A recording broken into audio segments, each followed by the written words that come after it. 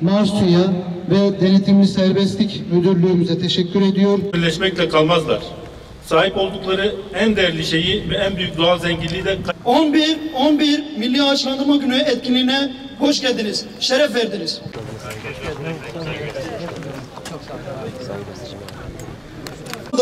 Midyat Cumhuriyet Başsavcılığı öncülüğünde Midyat Kaymakamlığı, Midyat Belediye Başkanlığı Adalet Ormanı'nda gerçekleştirilecek fidan dikim tören programını arz ediyorum.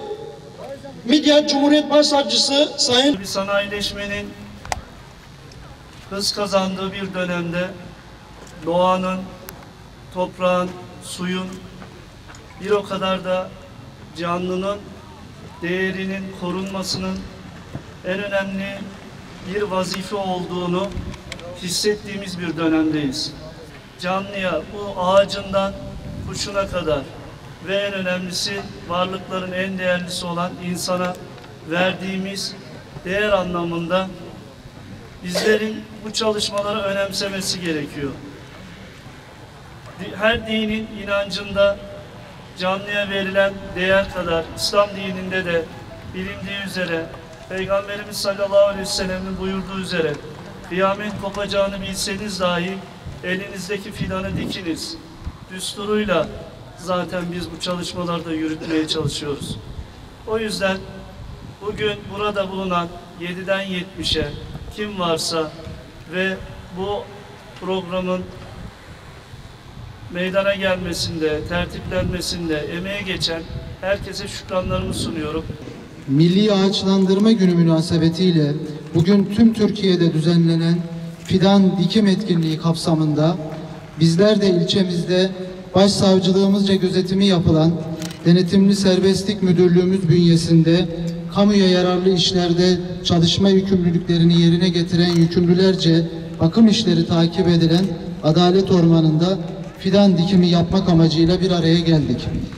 Bir fidanı toprakla buluşturmak, büyütüp yeşermesini sağlamak, kendimiz ve çocuklarımızın geleceği için yapmamız gereken önemli görevlerden biridir.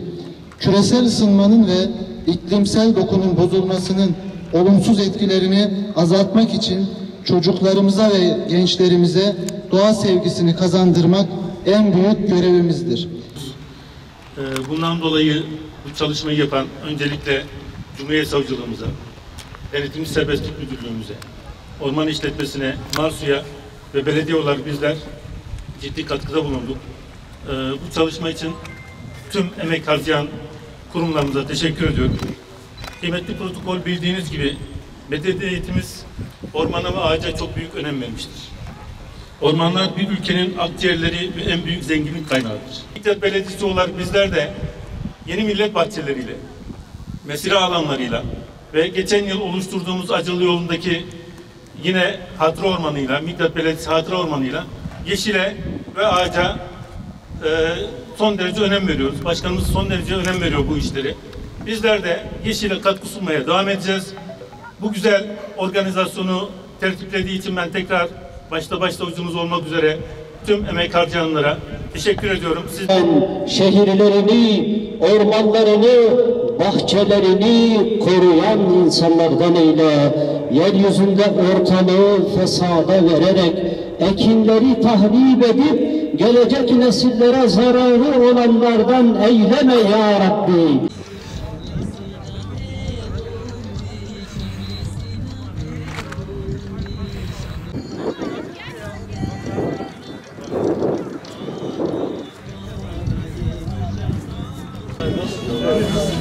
Ben de yetiştim zaten.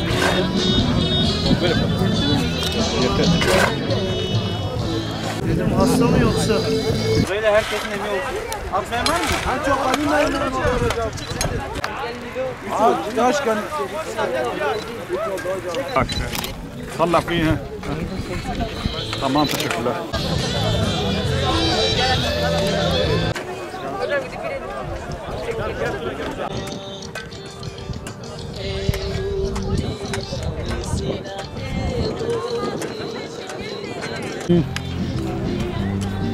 Vermeyiz ha.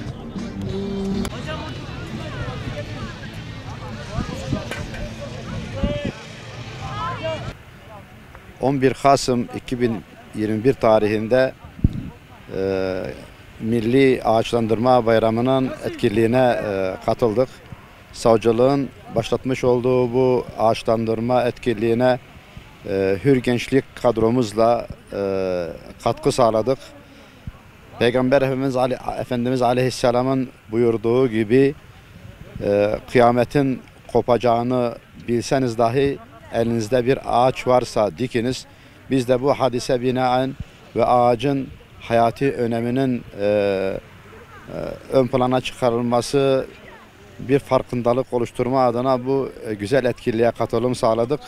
Geçen sene olduğu gibi kalabalık bir şekilde bu etkinliğe destek verdik ve gelecek yıllarda da yapılacak olan etkinliğe de katkı sunacağımızı şimdiden belirtmek istiyorum.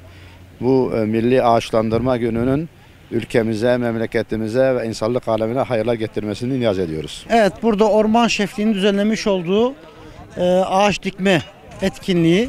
Biz de okul olarak öğrencilerimizle birlikte geldik buraya.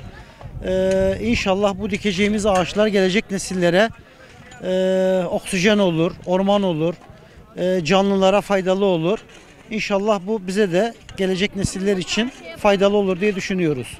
Bugün Orman Şefliği'nin düzenlediği ağaç dikme etkinliğine katıldık. Midyatımızın ormanlaştırma kararı aldılar. Fazla ağaç olmadığı için buralara ağaç ekmeye geldik. Çok güzel bir etkinlikti. Düzenleyenlere de teşekkür ediyorum. Tekrar olması dileğiyle. Herkes ağaç diksin. Midyatımız daha güzel bir hale gelir inşallah. Ülkemizin geleceği için faaliyetlerde bulunduk. Tabii bu çok güzel bir etkinlik. Bu şekilde geleceğimizi koruma altına alıyoruz. Ülkemiz için de çok değerli bir faaliyet. Özellikle bu Güneydoğu'daki kuraklığın geçilmesi için fidan diktik. Bu etkinlik tüm Midyat için örnek oldu. Yani bu bölgemizin ağaçlanması için bir yararda bulunduk.